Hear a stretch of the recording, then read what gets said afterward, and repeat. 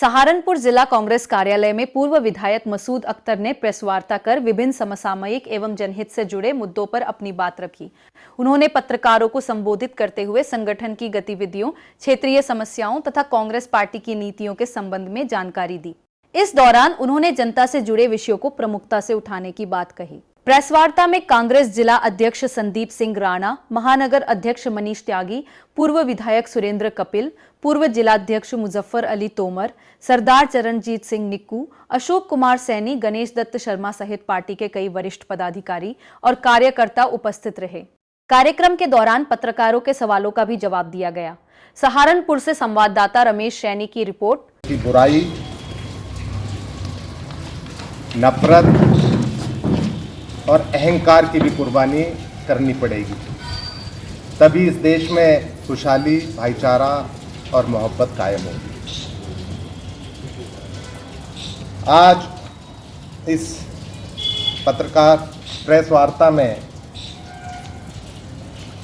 हमारे साथ हमारे बड़े भाई पूर्व विधायक जनाब सुरेंद्र कपिल साहब, हमारे ज़िले के कप्तान जिला अध्यक्ष डीसीसी भाई संदीप राणा साहब, हमारे शहर अध्यक्ष भाई मनीष त्यागी जी, हमारे चंद्रजीत सिंह निक्कू जी, सोनू पठान साहब, नितिन शर्मा जी और हमारे पूर्व जिला अध्यक्ष भाई चौधरी मुजफ्फर साहब, हमारे भाई अशोक सैनी जी, भाई इमरान कुरैशी साहब, हमारे भाई गुलफाम अंसारी साहब और यहाँ पर मौजूद सभी हमारे कांग्रेस के सभी वरिष्ठ कांग्रेसजन। आज की ये पत्रकार वार्ता बहुत अहम है और अहम इसलिए है कि जो सरकार बेटी बचाओ बेटी पढ़ाओ का नारा देती है, डबल इंजन की सरकार, और प्रदेश में कानून व्यवस्था की दुहाई देती है कि हमने पूरी कानून व्यवस्था को चाक चौबंद करने का काम कर दिया है। मैं कहना चाहता हूं कि इनकी अगर एनसीआरबी की रिपोर्ट देखें हाल की, तो जितनी हत्याएं, लूट, डकैती, अपहरण, उनका तो मैं अगर आंकड़ा गिनाने बैठूंगा तो बहुत वक्त लग जाएगा। खाली हमारी जो बहन बेटियों के साथ जो दुष्कर्म का एक दौर इस उत्तर प्रदेश में चल रहा है, अकेले उसी में एनसीआरबी की रिपोर्ट ये कहती है कि 66,000 से ज़्यादा मामले महिला दुष्कर्म के शिकायतें कोर्ट में हैं। उसी कड़ी में एक महोबा की घटना आप सबके सामने है। वहां की एक दलित छात्रा को जिस तरह से 16 दिन तक उसका अपहरण करके उसको रखा गया और उसके साथ न सिर्फ दुष्कर्म किया गया बल्कि नरभक्षीय व्यवहार उसके साथ करने का काम किया गया। सरकार का कोई नुमाइंदा पीड़िता के घर उसके दुख को साझा करने के लिए नहीं गया।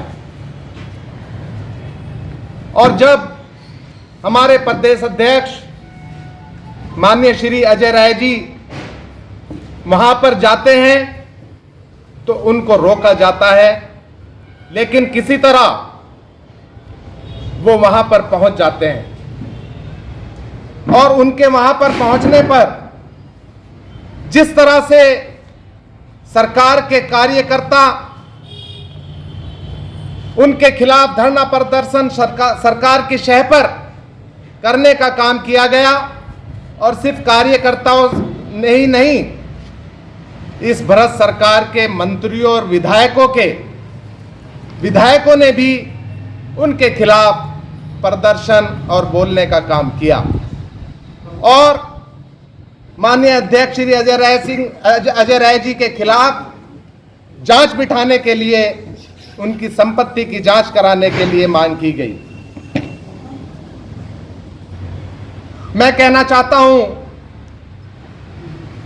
इस समय संवेदनहीन सरकार जो खुद तो पीड़िता का दुख साझा करने के लिए नहीं गई, लेकिन अगर हमारे प्रदेश अध्यक्ष वहां पर जाते हैं तो उनके खिलाफ पूरी सरकार एकजुट हो जाती है और इस मानवीय और मानविक कार्य के विरोध में उनके खिलाफ धरना और प्रदर्शन कराए जाते हैं।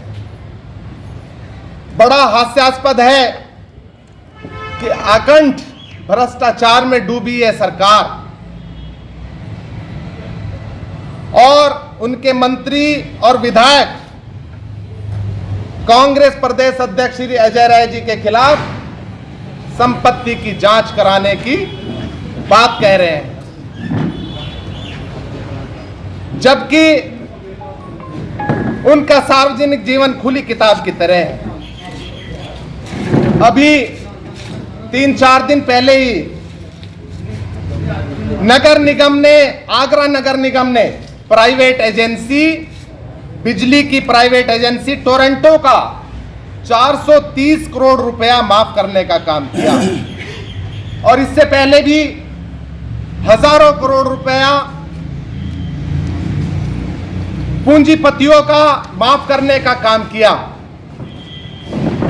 इनकी एक नीति है कि काम करो और चंदा लो, और ये कांग्रेस ने हमेशा साबित करने का काम किया है। इससे बड़ा भ्रष्टाचार का उदाहरण भला और क्या हो सकता है।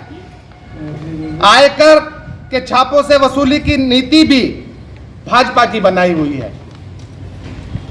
सरकार को वाकई अगर भ्रष्टाचार को बेनकाब करना है और उनमें अगर साहस है तो अपने मंत्री और विधायकों की संपत्ति की जांच करा ले। यह पता लग जाएगा कि पिछले 9 सालों में उन्होंने कितने लूट करने का काम किया है। मिड डे मील से लेकर सड़कों तक और अस्पतालों की दवाइयों से लेकर मनरेगा तक चारों तरफ भ्रष्टाचार का बोलबाला है। यहां तक कि इन लोगों ने प्रभु राम की नगरी अयोध्या तक को नहीं छोड़ा है।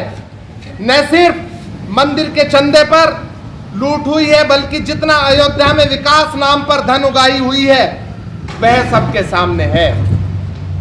हम राहुल गांधी जी के सिपाही हैं और हमारा एक एक कार्यकर्ता की किताब खुली किताब है।